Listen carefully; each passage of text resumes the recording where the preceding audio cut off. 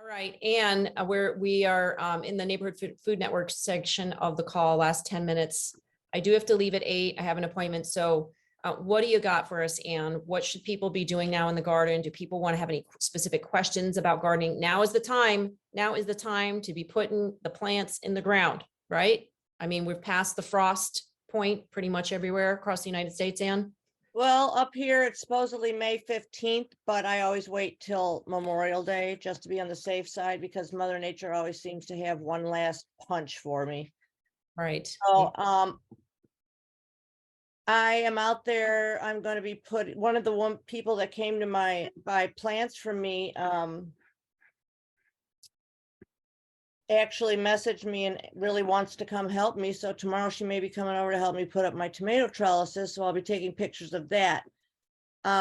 Megan from Creative Vegetable Gardener just sent me an email on peppers, and I tried to get her to come on tonight, but it was a little last minute. So, but I'm going to be sending everybody that email out. And I just want to tell everybody that now's the time to go to farmers markets and get Yep. your plants because they're going to be grown locally. And I just want to veer away from going to the big box stores. You don't know where they were grown. And I always try to tell people, you don't always have to, but try to buy heirlooms, varieties, because then you can save the seeds.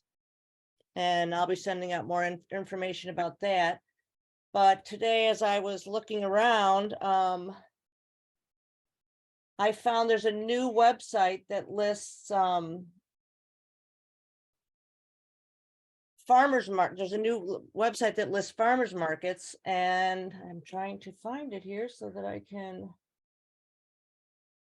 put it up on the screen. And I have never seen this website before. Let me share screen.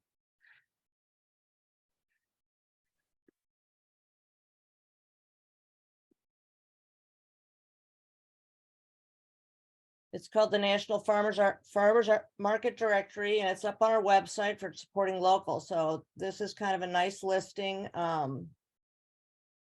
where you guys can put in your state, or you can find a farmers market near you and go support local, which we're all about here. If you're not going to grow it yourself, we highly recommend. But what I'd like to...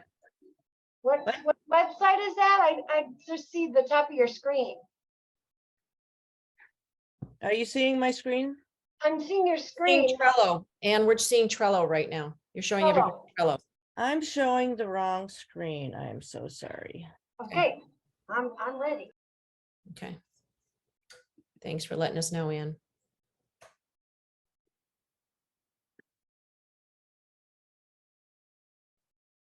So it's a National Farmers Market Directory, and it's got every single state. You can either put in your put it in up here. It also lists by state, and put in your zip code. And I kind of did some searching around and actually found a few farmers markets in Milwaukee that I didn't know about. So this is a great option to go support farmers. I had about 80 tomato plants in my garden last year, and I said I was not going to do that again this year, but there's a farmers market near us where they have these great farmers that grow plants, and I have a disease. There's a 10-step, 12-step program for me, and I'll probably be buying some more tomato plants. So I just wanted to know what everybody else is doing, is planning on getting their gardens ready. Oh, and we also wanted to have Mark Dudla has told us that people who order crimpers, he has them made, and maybe you could talk a little bit about that, Mark. Are you there?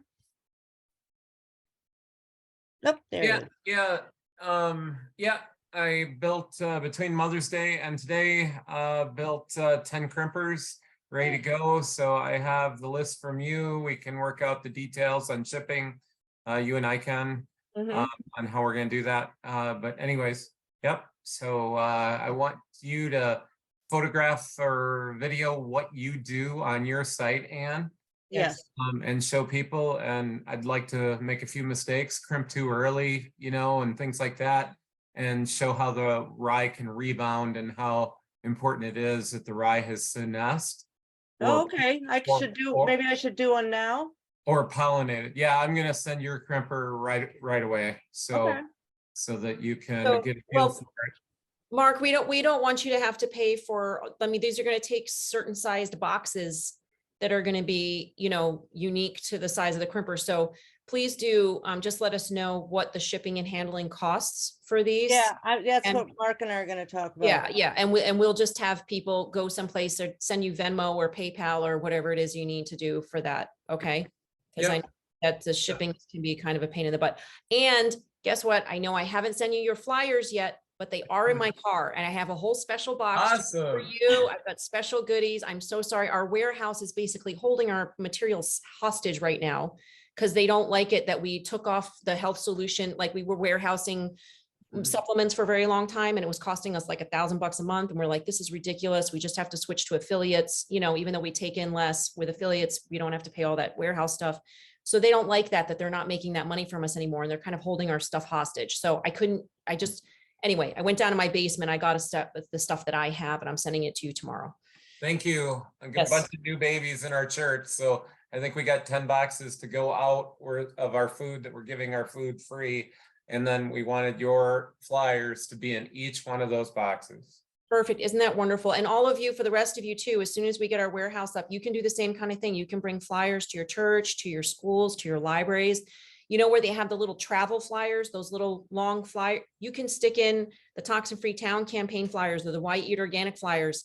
If you travel cross country, just get a stack of those and put them, out around and people will pick those up and be like, what the heck? I mean, really, there are still so many people that do not know why it's important to eat organic. I actually got a lot of positive feedback on the Why Eat Organic flyer. Yeah, that one's one of my favorite because it's very positive too. And it's all about farming and and the benefits, the health benefits. So we have a lot of great materials and I hope that people will, especially once we get our warehouse situation back up and going. Somebody wants to know what a crimper is. Oh, good point. So a crimper, I don't know. I can show you. It's simply a 2x4 that's 3 foot wide that has an angle on it. You're going to put your feet on top of it and crimp it. And it basically, if this is a rye stem, it puts a crease in the stem, interrupting the phloem and xylem, and it terminates the rye plant, assuming that the rye plant has sent the hormone from the seed head to the root saying, hey, I've already set seed. I can terminate, I can die. So that's what this crimper does. So there's a little bit of timing involved in it, but whoever got these planted cereal rye last fall and signed up on the list will get one free. I have about $30 of materials in each one of these. So it was about $300 to build 10 of them, which I am supplying free of charge from Doodle Farms Organics. And then if someone can cover the shipping, that would be awesome. Yes. I think the one to Hawaii might get expensive. Yeah, that might be a little expensive. Well, the people who are receiving them should pay the shipping and handling. So, Yeah. I mean, you're doing, Yeah. you And I'll handle all that. Great. Sounds super. So yeah, I have 9 beds that are really doing well with the cereal rye right now. So I can definitely sacrifice one and Yeah, it only has to be a part of it. So the rye will come back up because it says, hey, I haven't set seed, so I got to try to set seed again. And it'll throw another stalk up trying to set seed, right? So if you can wait until it's physiologically had that signal, right, of pollination occur, then it won't come back. And I'd like to use, since you have such a great demonstration, and if you can do some videos and crimp it in from the sides of your bed and then crimp it the other direction going down the center, I think it'll look really nice and neat. And that'll show people how to do it and probably get a bigger turnout for the following year, right? If we can show your success with some vids. So if you're up for that, that'd be awesome. maybe even a little video of you crimping the cereal rye. Unfortunately, Mark, my kids weed whacked some of the the cereal rye, Well, it may grow back. So right? Okay, if you can leave it, just see what happens. okay. That is one termination method is mowing. I can But still plant in it, right? The roots in there will keep the ground, the microbiome, yeah, bacteria, all that will be good. the rye might be competitive though, because Right. it's going to come back. So maybe let it come up again, set seed, and then Okay. crimp it then. So, let's try a few different things. But Okay, all right, thank Yep. you. I'm just really excited that I'm gonna be, regeneratively gardening and feeding my soil and then having this instant mulch. I mean, it's like to me, a win-win. and think of how much less weeding hopefully you're going to have. You're going to go from hand weeding every week to maybe hand weeding once or twice that entire bed. Oh, all my beds right now Gosh, that that sounds I planted awesome. onions in, there are so many weeds in it today. But in my cereal rye bed, I think I may have the occasional dandelion coming up. You need calcium. That's what the dandelions are telling you. More calcium. Okay, and what about when your tomato plants are going yellow? That's nitrogen, right? It can certainly be nitrogen. Nitrogen's a big driver. Yeah. And by the way, in this crimp cereal rye areas, I recommend in year 1 that you start with live plants. Okay, yeah, I think you did talk about that. In the future, we can do larger seeded things, but in year 1, let's start with live plants and get everybody familiar rather than starting by seed. So example, a little tiny carrot seed, the oligopathic effect in cereal rye may prevent the small seeds from even germinating. We don't know what that big word was, Mark. Basically, it's a herbicide effect given off by the cereal rye Okay. naturally, right? Oh, Through the plant. All right, Yeah. you guys keep going. It was wonderful to see all of you. I have to go, I have an appointment, but have a great night. I'm here. See you I'm next- staying. Okay, thanks, Ann. Thank you, Mark. Yeah, so yeah, I'm pretty excited about that. And Pat, you have a question? Yes, so Mark, we get fog almost every night. Rye wouldn't be good for us, would it? Because rye is prone to getting mold if it's damp, isn't it, or is it? Cereal rye is really hardy. You could get some rust maybe in the spring. Some rust pustules on the leaves. But rye is pretty tough. So Yeah, our beans right now, I mean, I've got a ton of the sugar pod peas as well as the snow peas. And if there isn't good air circulation Mhm. for part of the plant, it starts to get all the white mold on it and then die. And Yes. I thought that I read that rye, you had to be careful not to let the grain get moldy. We have both the wet mold and the dry mold here in San Diego, Okay. two Yeah. kinds of mold, and both Sure. can make you cough. Sure. So, Both are yeah, toxic. I was watching some videos on YouTube and I'll have to go back and like for cucumbers and stuff that are susceptible to like powdery mildew. This one guy was using a diluted hydrogen peroxide spray. So I'm going to be doing that this year to try to prevent it from happening. Plus there's also Dilution. What dilution? I don't know. I'm gonna look that up and I'll send that out to everybody because I did it last year, but I'm not sure I was really good at being, staying on it. And that's the one thing that you need to do. But it seemed like it did help. And then there was also the baking soda mixture, which I have up on the website, but I will also add the hydrogen peroxide. And for different areas of the country, there's different things you need to do with your plants. Mhm. But one thing I do know, like with tomatoes, is always water them, ground water them. Don't spray them. Tomatoes don't want to be wet all the time. You can't. I mean, if it rains out, there's nothing you can do about it. Yeah, and with that is preferably morning watering so that it has a chance to dry off during the day. If you water at night, it may go all night in that super humid condition and promote more disease. Oh, okay, because I was thinking watering at night, then by the morning it would be dry, but I just, no, you're absolutely right. See, today's a good day, everybody. You learned something new. And Peter is absolutely right about ergot. Ergot does form in many grains, wheat, rye, triticale, and does create LSD, but hopefully everybody's going to crimp prior to seed formation. So I don't think that's really going to be a factor if you're using it as a crimp cereal rye. And even if you aren't, I'm not sure that ergot, I'm not sure what it does exactly in the soil. So I don't think that's a huge factor, but he's certainly correct. That's was it Salem witch trials and other things that we learned about through ergot, and it was from the grains in the bread, right, that created the LSD effect and drove people crazy. So he's absolutely right. I had a sociology teacher tell me that that's how religion got started, because they were eating moldy bread and they couldn't explain away stuff like lightning and everything else in there.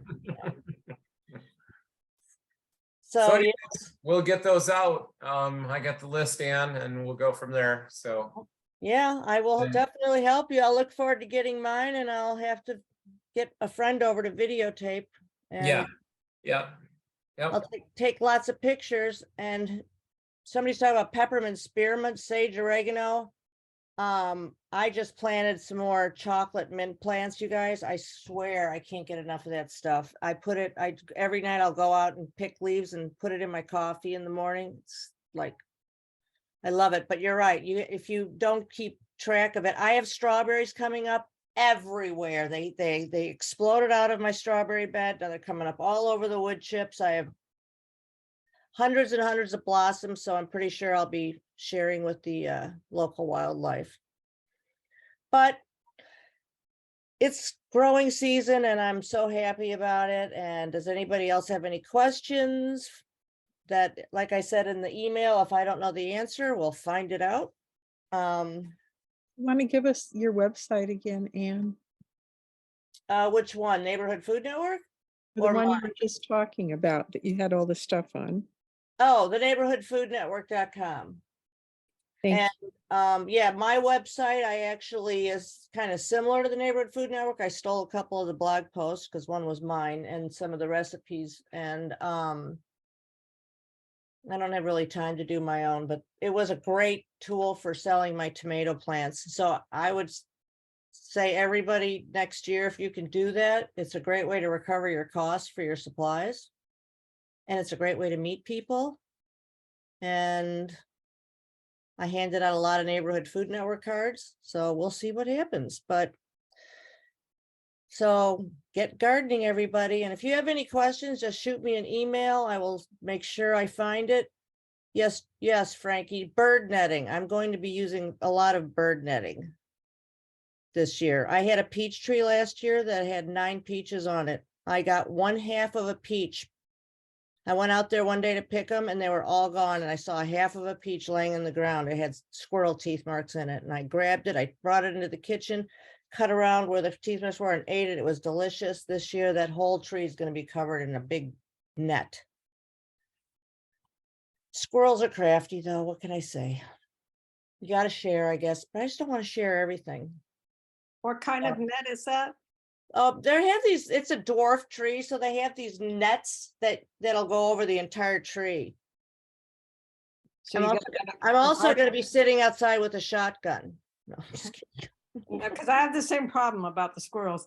So you got them, where did you get this famous net? You can get them anywhere. I'll send a link out of the one that my girlfriend Michelle gave it to me, but they have them all. They have them, if you go on Amazon, they have like large one, bigger trees, but this, like I said, this is just a little peach tree that's just a little bit taller than me. I purposely bought dwarf varieties. So I have 2 cherry trees I planted last year, so I'm hoping this year I might get some cherries. But Is there any other adjective with the name net? What do I call it when I look it up?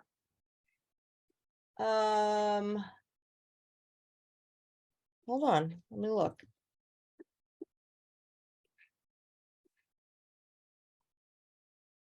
You can also put little net bags like they use for weddings, for treats for the attendees that have the ribbon that you pull. You can put those around individual fruits like grapes or peaches or whatever. Yeah, I had a friend who did it with brown paper bags, Wow. and on his tree, and he said he stopped doing that because, It's a lot of work. so yeah, it's $18. You guys can, I have the right screen up, right? Do you see it? Yeah, yeah. So yeah, they have,